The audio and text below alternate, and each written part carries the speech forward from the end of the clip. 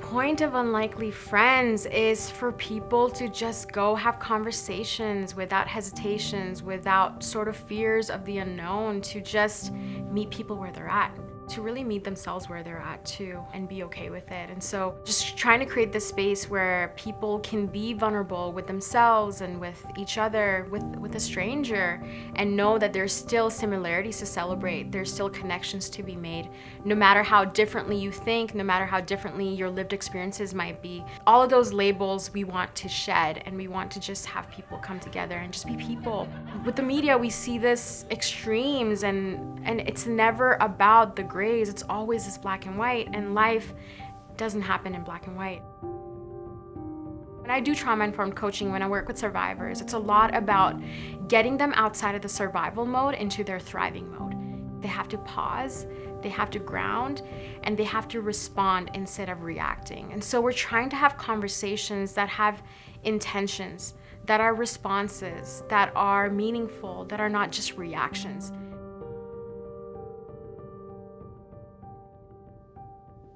Okay, so this one's a little bit deeper. What's something people wouldn't know about you just from looking at you? People don't know that I'm in the 2S LGBTQ plus community just by looking at me. And like a long time ago, it took a lot of courage to have to keep saying it and keep telling people about it.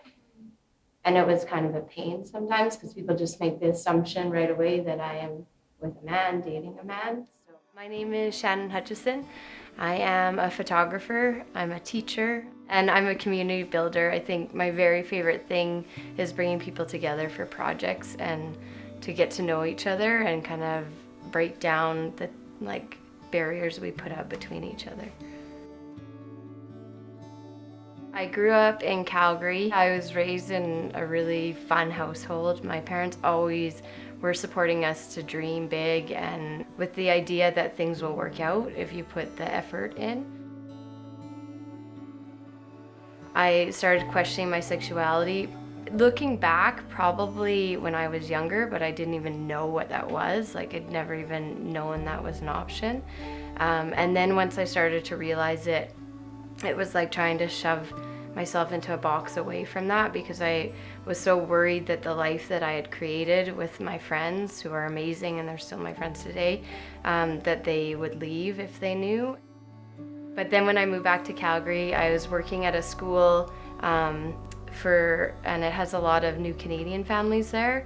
And so I really delved into the belonging piece, and we focused on kids wanting to be able to share their culture and share maybe the country that they moved from and feel really proud of themselves. Looking back at that now, I know it was my little self as well trying to do that for my big self.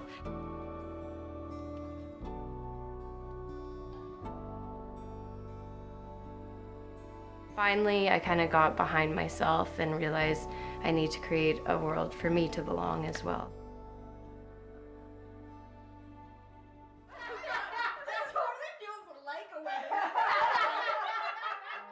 My name is Gillian, and I am a photographer and a videographer and an editor and chicken wrangler and gardener, and yes, lots of fun things. Growing up in Brampton, it was pretty quiet. The first house I lived in had a nice little forest in the backyard, or just off the backyard, and it was pretty nice when I was really little. But then when I started to get a bit older, maybe middle school, we moved houses quite a bit. My mom was dealing with depression, and we didn't know it at the time, but every few years she would get really have a lot of anxiety and need to move again and have a new project. So it was me having to make new friends again, and being an introvert and a wallflower, that was really, really hard. I was shy and quiet. I always wanted to hang out with the boys, do what the boys were doing. I was never good at sports, but I tried. Nobody's business. And I wanted to be like my dad. I was such a daddy's girl. I'm yeah, let's go play catch and stuff like that. So I didn't understand that girls would be treated differently. I remember there was this time I was in this recess, and I wanted to play with the boys, and they were just no, you're a girl, you can't play with us. For some reason, they decided that if I was going to play with them, that had to be like a challenge or like, you know, like something to initiate me into it. So the initiation was basically every boy they stood in a line and they could kick me in the leg. And if I stayed standing at the end of it, I could play with them. I was keeping it together, and finally the last boy that came kicked me so hard I fell down and they wouldn't let me play with them. So I was picked on quite a bit. I was bullied quite a bit. I think, you know, always being the new kid never helps. It never helps, especially when you are socially awkward. So. Oh, I know.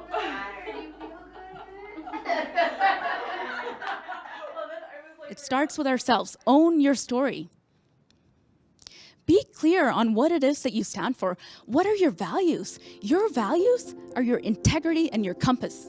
I am Gayathri. I am the founder of Campfire Kinship. It's a storytelling company that I started to celebrate everyday role models. I am an engineer by background. Very proud of my engineering background. I think it's informed and shaped the work that I do now. I was born in India and I moved to Saudi Arabia when I was 3 years old. Life in India and Saudi Arabia were both really great. I think it's given me such a great perspective on our multiculturalism and understanding for different cultures. I am definitely proud of my upbringing in India. I think it's given me a huge sense of also connection to my roots and my extended family that I got to really get to know at a closer level, and I wouldn't change that for a thing.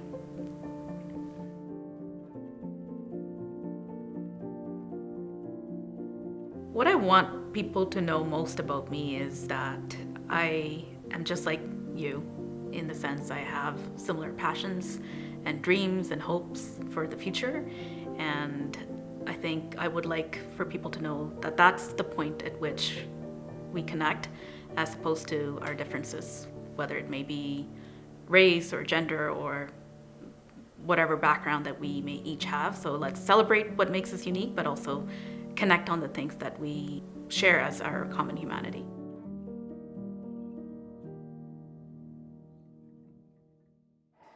I think that's her vibe, right? Like, it's like fancy, but also super approachable. Yeah. My name is Anshu. I am a sister, I am a daughter, I am a partner, I'm a budding parent, and I'm a trauma-informed coach.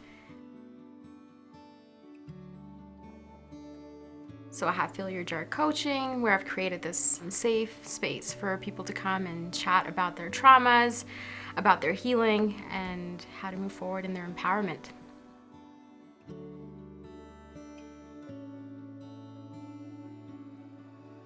I grew up in a few different places, which wasn't as easy at the time, but now that I look back on it, I'm really thankful for it.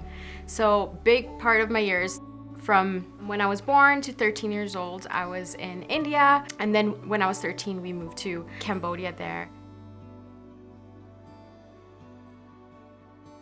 We spent about 3 years in Southeast Asia, so my sister and I, we went to a boarding school in Malaysia, spent a couple years there, and then our third year we were back with our parents and did that. So something people might not know about me by just looking at me might be that I grew up in a little Mennonite village in India. People are always really surprised. And they're like, so they're super curious, right? They're like, oh, what was that like? I'm like, well, just like everybody else, but we went to a little Mennonite church, and my grandma did a lot of canning. I did struggle around the concept of home and, you know, people asking me where I'm from and just having this sort of ethical, almost this breakdown every time someone would ask me where I'm from, just because I have, you know, Indian heritage, I have Cambodian part of me as well. So I carry this third culture identity with me everywhere I go. I realize now that home is people. My mom and dad and my sister were kind of a unit, and that's home for me. And just having a safe space with people that I love and people that I can enjoy food with, that's home for me. Everyone should have a place where they feel like home. I think when we go out into the world, we put on our armor, we put on like the barriers, and then when we come home, it's a place where you can relax and be yourself and fully be who you are. It's a place where you're with somebody who can also fully be themselves. So to me, home is a feeling of just belonging, acceptance, and being fully present in the moment. Comfort and warmth, I think. Yeah. For me is community. I think it's the land, but it's also the people that you develop close relationships with and the connection that you feel to where you belong. Can you think of a time you challenged a belief or idea? What prompted you to act? As an engineer, and I think the hardest part was when I first made the decision to move up to Fort McMurray. I was working in a very industrial setting, and there were a lot of folks, especially folks that were even close to me, that would say things like, that's not a place for a woman to be, or that's not a place for an Indian woman to be, and you're single, you're unmarried, you shouldn't be up there. And I think it ended up kind of chiseling away at my self-confidence. I do feel like I pushed a lot of stuff down when I went there. I felt like I had to be tough and button up my feelings and not ever show my feelings, and not come across at work in a way that might be perceived as too soft. Right. So I would never ever say words like empathy or the things that I teach and train and coach people on now. And I find myself now at leadership tables, helping people build their skills in empathy. And I would have never imagined that for myself back when I was an engineer. I feel like everybody has something in their life that is pulling them, and they know it, and it's like a silent pull, and you just feel like things aren't fully whole in a way, and you need to move in a certain direction. And so that movement led me to do photography part-time. And then when I did that, it wasn't totally fulfilling me. I liked it, but it wasn't. So then I started Beyond Our Image, which is a community project, and that is super filling me up. These experiences shaped me definitely in the person I am today. More of an appreciation, I think, for things not always working out the way you want them to understand that there's challenges, to try to overcome things. As the years have gone on, because I learned to have all those walls, slowly those walls have been peeled away, and I'm allowing more and more people in and to see who I really am. And I think that's really important. I think I closed myself off for so long that you don't realize what you're missing out on by doing that.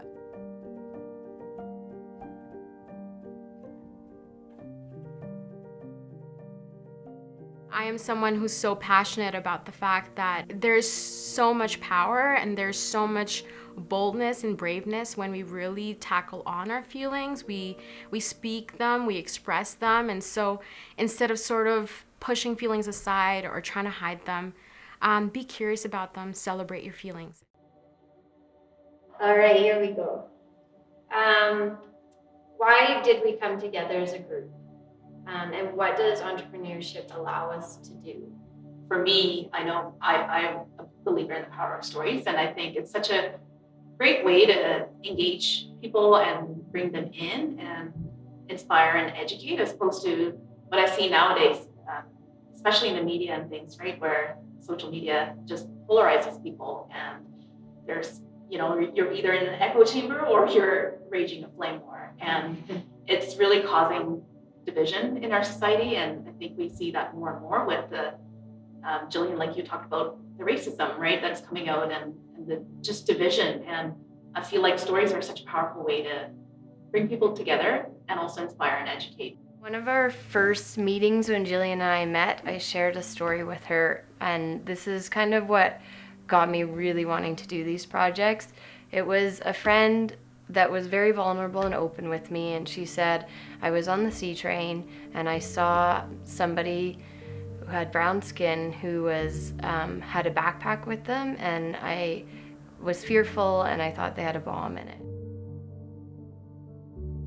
There's something wrong, like there's something that's missing that people need to see. And then during that, I was in the process of sponsoring a family to come, and I just started to think, like, if someone that I know is thinking those thoughts, like, we need to figure out a way to change people's thoughts. And that's kind of, I think, what was the beginning of all of this, was our thinking of how can we change people's thoughts about other people and make them aware of their stereotypes and to move past those. I met the team through Shannon, actually. We'd always been talking about doing a project together and always had such a love for helping out our communities, for trying to make the world a better place. She finally was like, hey, you know what? I've met these amazing ladies, Gayathri and Anshu, and she brought them out to a meeting, and our first meeting with all of us together, we came up with the idea for Unlikely Friends. I think Unlikely Friends just captures everything that we bring together, but also individually. It gives us space to be who we are as professionals. So me being a trauma-informed coach and bringing a trauma-informed lens, and then Shannon bringing her love for empathy and building empathy in the community. Same with Gayathri with storytelling and the power of just hearing stories and sharing stories. And then with Gillian with bringing people to life through a camera and stories through a camera. And so we all got to do what we are great at and what we love doing, but do it together. And it all collided into Unlikely Friends, which was kind of created itself as we all started sharing our passions, which I think is how amazing teams get formed. Where friends are by, for, and with you. Unlikely friends are us, me, and you. It feels like being okay with being uncomfortable, and I think there's so many things that are so beautiful about that. And I think we're socialized as a society to always, I don't know, it's like a rat race, right? We have to be successful, we have to be comfortable, we have to be on top of everything. And so when vulnerability kind of seeps in, you really have to just kind of let go of that and have that release and just be okay with imperfections and making mistakes and that are inevitable because we're growing and we're human and and we're healing all at the same time. And I think without vulnerability, I think it's so hard to do self-healing and even just talk about healing. And so I'm hoping with Unlikely Friends, we create the space where people can be vulnerable and lead by example and get uncomfortable with who they are, but also get uncomfortable with other people and be okay with that and grow in that. So yeah. I believe like just creating a space where people can be authentic. And I feel like our society so often is like, this is how you're supposed to be and this is how you're supposed to be. And anytime you try to step out of that to be who you are, you feel like you're not allowed to. And that's kind of my hope for this, is to show like through vulnerability that we're allowed to. And then authenticity as well is not drowning your voice. So like your example before, being able to say what you're thinking and know that you matter, like what you say matters, what you think matters, and who you are matters.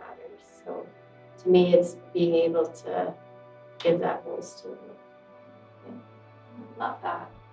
I want Unlikely Friends to touch people's lives to the point where like they're just going out the street. Maybe they watch one of our videos and they suddenly have a change of mindset when they see somebody that they realize I'm similar to them. So just, I think touching people's lives in little ways, but in order to do that, it has to be a big thing. Ideal audience for Unlikely Friends are people who have open hearts and open minds, but maybe just haven't experienced people that much who are different than themselves, and they're tempted to learn about them, but they're not quite there. And so they're at a place where they can learn and they're open to learn, but they haven't experienced that learning yet. So hopefully with Unlikely Friends, just to kind of let people know that you can have conversations that don't have to take on big issues, but they're just about life, just about every day. Just check in with people and just ask them how they are, what they like, what they don't like, what they're eating, what's important to them, what makes them laugh, what makes them cry, and let everything else be sort of an aftermath of all of that. So yeah, how can people get involved? Well, a really great way for people to get involved is to share their stories with us. We want to hear these stories and get more people involved that way. Yeah, another way people can get involved is go have more conversations with yourself and with others around you. Have it with curiosity, have it with vulnerability, get uncomfortable and talk to people that are different, that think differently, that do things differently, that see life differently. I think that's the way forward. A big way people can get involved is to share these videos, share the stories, because I think the more people it can reach, the more impact it will have. And also comment on them and engage with us, because we want to know what people think and we want to see how it's making an impact. I think if you're looking for support on how to have a conversation that breaks down barriers, that allows you to create that brave space to meet someone that's outside your bubble and just learn about them with curiosity, like Anshu says, I think talk to us, right? Because we have workshops, we have conversation starters, and we're also really excited about producing more of these stories of maybe companies who are creating an impact in the community and want their story shared in this way. So I think there's so many ways to get involved, and we're just thrilled to be part of it and be part of the solution. I can't wait for Calgary to join us on this adventure while we capture commonality one conversation at a time. Yeah, let's do it.